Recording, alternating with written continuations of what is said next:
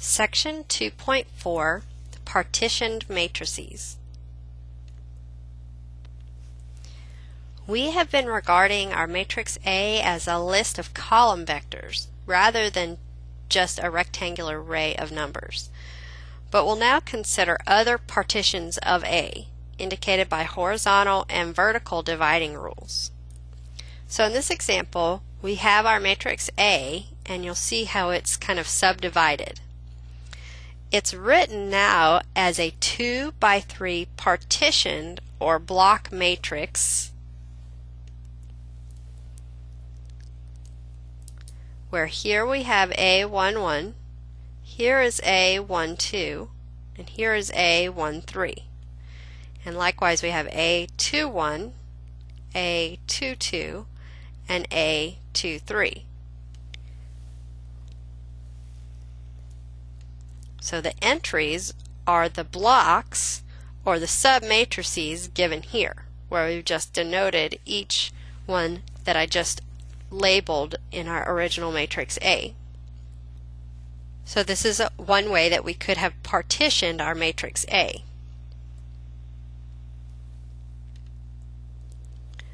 Let's look at addition and scalar multiplication when we're talking about partition matrices.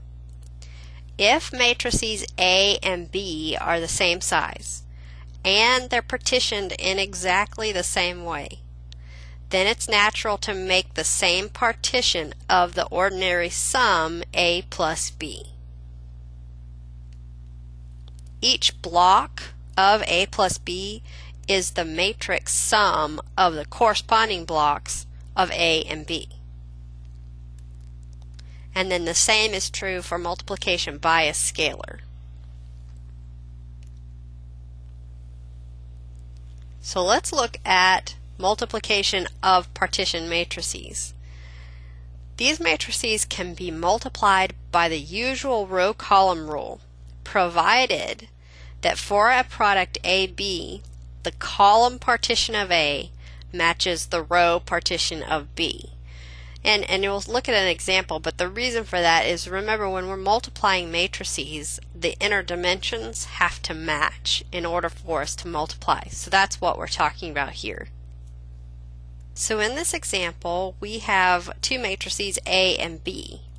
And notice that matrix A was originally, before we partitioned it, a 3 by 5 matrix, and our matrix B was a 5 by 2. And we partitioned A into a set of 3 columns and then 2 columns. And we're looking at this because we want to look at multiplying. So remember, the column partition of A needs to match the row partition of B. And then B was partitioned into a set of 3 rows and 2 rows. So we then can say that the partitions of A and B are conformable for block multiplication. So we can multiply it. And we can show that the ordinary product A times B can be written as my partition matrix A times my partition matrix B. And remember, we're going to do it just like we did before. We're going to go across the row and down the column. So we have A11 times B1 plus A12 times B2. And then we'll have A21 times B1 and then A22 times B2 being added to that. And here's what we should end up with as the answer. So let's look at each of these individually. A11, B1. If you recall from before, here is the way these were partitioned. The original matrix A11 is here, and B1 is given here. So A11 was a 2 by 3, and B1 was a 3 by 2. So when I multiply those, the inner dimensions match, and I'll get a 2 by 2 matrix for my answer given here. And we want to add to this matrix A12 times B2. So A12 was a 2 by 2 matrix here, and B2 was also a 2 by 2 matrix given here. And so the inner dimensions match, and we will get a 2 by 2 matrix for our answer. And here's what we get for our solution. And now we want to sum those two together, since we have A11 B1 plus A12 B2.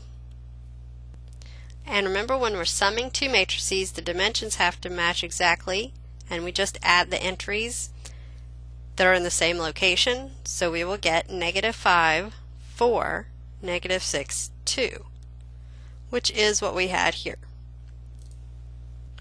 Now let's check our bottom matrix here. We want to look at A21 times B1 and then A22 times B2. So A21 was a 1 by 3 matrix, and we're multiplying by B1, which we see above was a 3 by 2. So we'll end up with a 1 by 2 matrix for our answer, and we have 14, -18. And then A22 was a 1 by 2, and B2 was a 2 by 2. So we'll end up with a 1 by 2 matrix for our answer. And now we want to check A21 B1 plus A22 B2. So we're adding these two 1 by 2 matrices, and we will get 2, 1,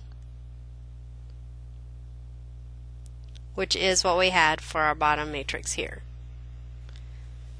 So we have shown that this did work, and this is what we ended up with as our answer when we multiplied A times B. Before we look at this example, a quick note about notation.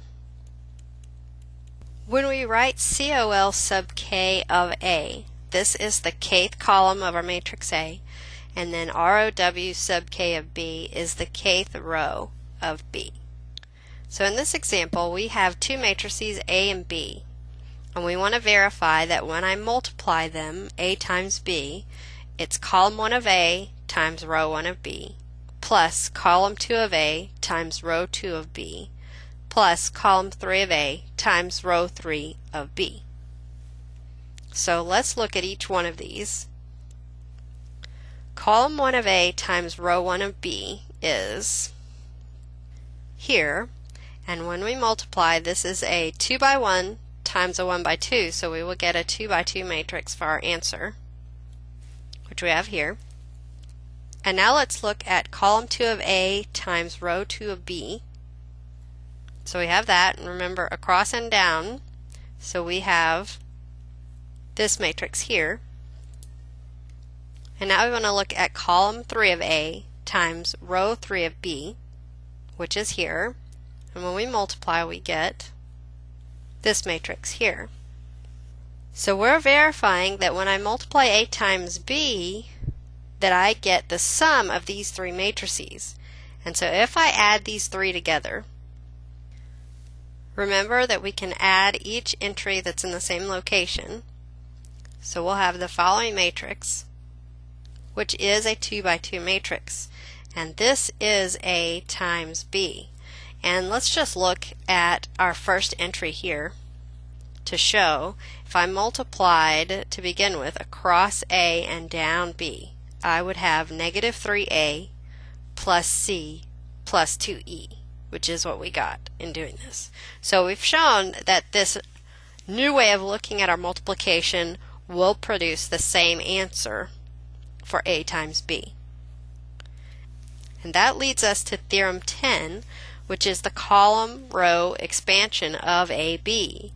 If A is n by n matrix and B is n by P, then when I multiply AB, which is each individual column of A and each individual row of B, that's equivalent to column 1 of A times row 1 of B, plus all the way up to column n of A times row n of B.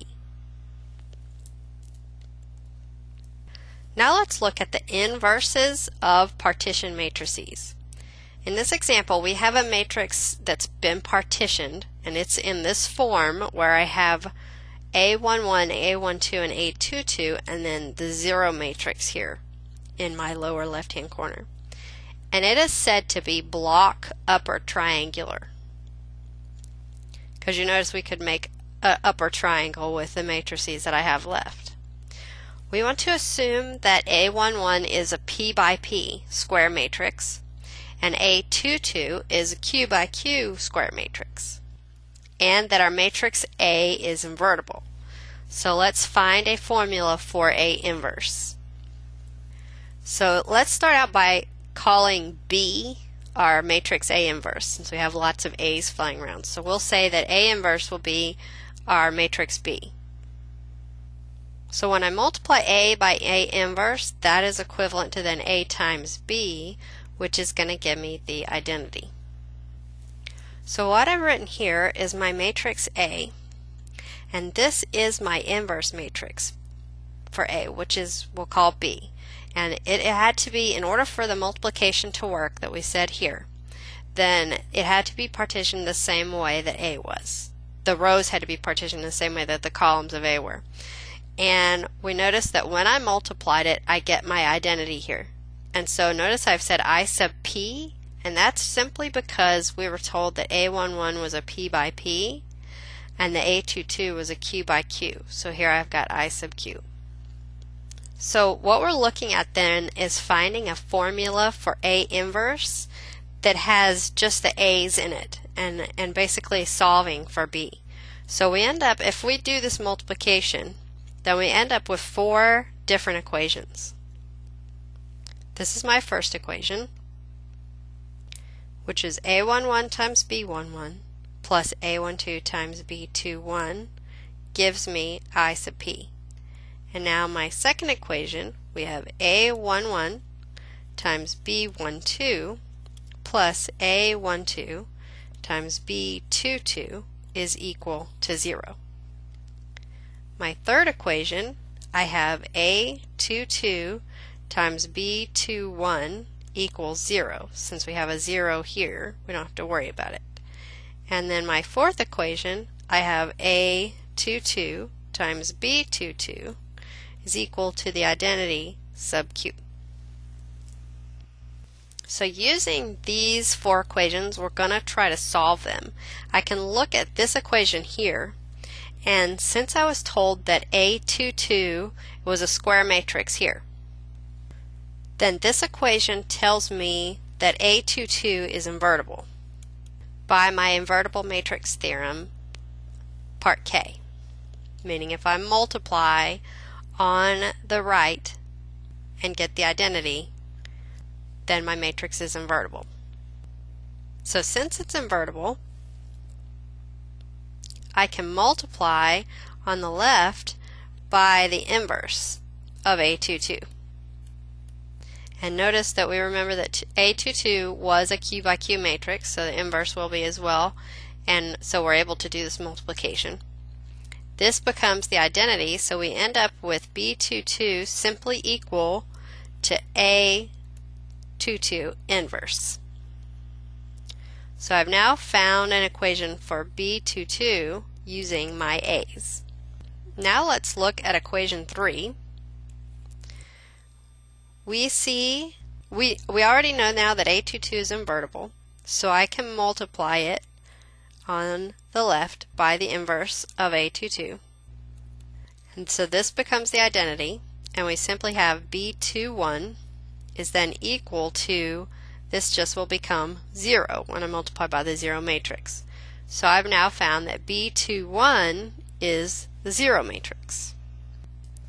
Now let's move to another screen and continue. Equation 1 was this, but I just found that B21 was 0. So then we see that this expression here is 0, so I now have A11 times B11 equals I sub P. Since I know that A11 is square, then I know that A11 is invertible the same way we found that A22 was invertible by the invertible matrix theorem, part K. And so then I can multiply on the left by the inverse of A11. We notice we get the identity here, so we have B11 equals A11 inverse. So I've now found a value for B11. And then my second equation, we know that B22 was equal to A22 inverse. So I'm going to solve this equation. I'm going to subtract essentially this expression. So I'll have then that A11 B12 is equal to a minus A12 A22 inverse.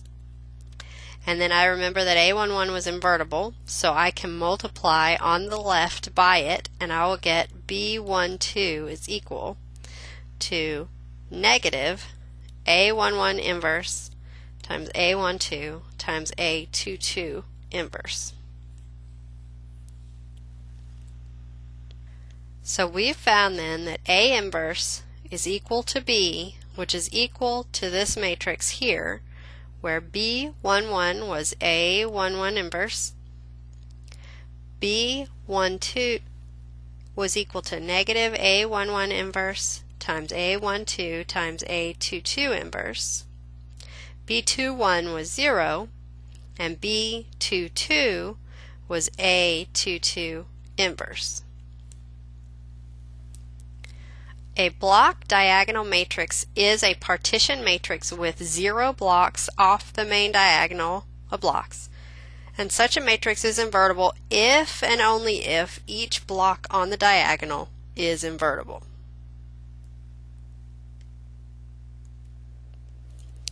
Now you try. This is kind of a new problem. I want you to give it a shot. We've got a matrix A. If A11 is invertible, then the matrix S defined as A22 minus A21 times A11 inverse times A12 is called the sure complement of A11. Likewise, if A22 is invertible, the matrix A11 minus A12 A22 inverse times A21 is the sure complement of A22. So suppose that A11 is invertible, and we want to find x and y such that this equation holds true.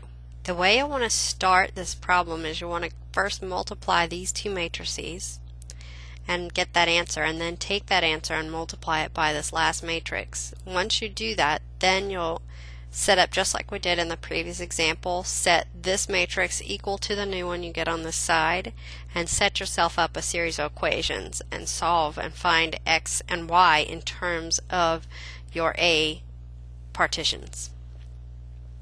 Work on this and we'll talk about it in class.